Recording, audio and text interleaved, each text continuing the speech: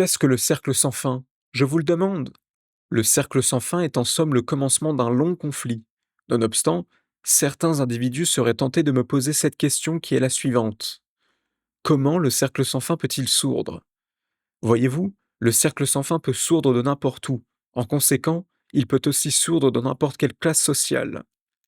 Dès lors, ce dernier peut arriver de partout. Mais alors, vous serez peut-être tenté de me dire ceci. Pourriez-vous donner un exemple de ce fameux cercle sans fin, afin que nous puissions ne pas tomber dans le piège? Très bien.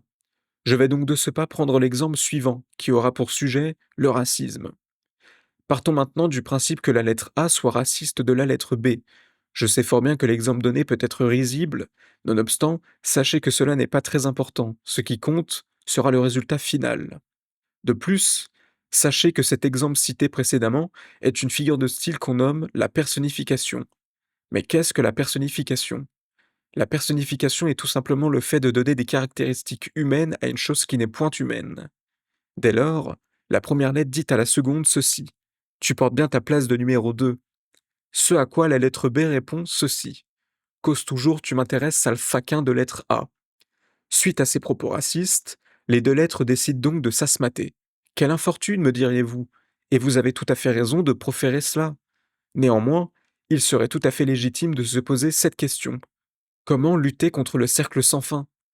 Pour lutter contre le cercle sans fin, vous devez avoir une parole impeccable. En latin, ce même mot signifie impecatus, et ce même mot veut dire en français sans péché.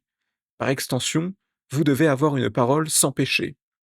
Ceci est une référence aux accords toltèques. Mais aussi, ce qu'il y a de bien avec cet accord toltèque est que vous pourrez même jouer les médiateurs.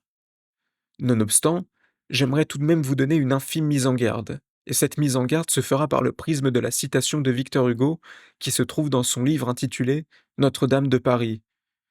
En grandissant, il n'avait trouvé que la haine autour de lui. Il l'avait prise. Il avait gagné la méchanceté générale. Il avait ramassé l'arme dont on l'avait blessé.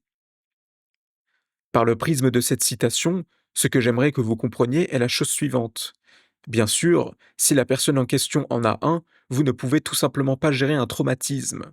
Néanmoins, cette même personne peut tout de même essayer de s'améliorer, cela va de soi. Mais vous, je le répète une fois de plus, vous ne pouvez pas aider quelqu'un qui a un traumatisme par rapport au racisme. Cela est impossible. Sinon, il existe aussi, malheureusement, le cas inverse. Ce que je veux dire par là est que l'individu en question peut être le plus naturellement raciste, et que par conséquent, vous ne pouvez absolument pas faire société avec des nuisibles comme cela. Car oui, pour moi, faire société avec ce genre de personnes relève tout simplement de la pure démence.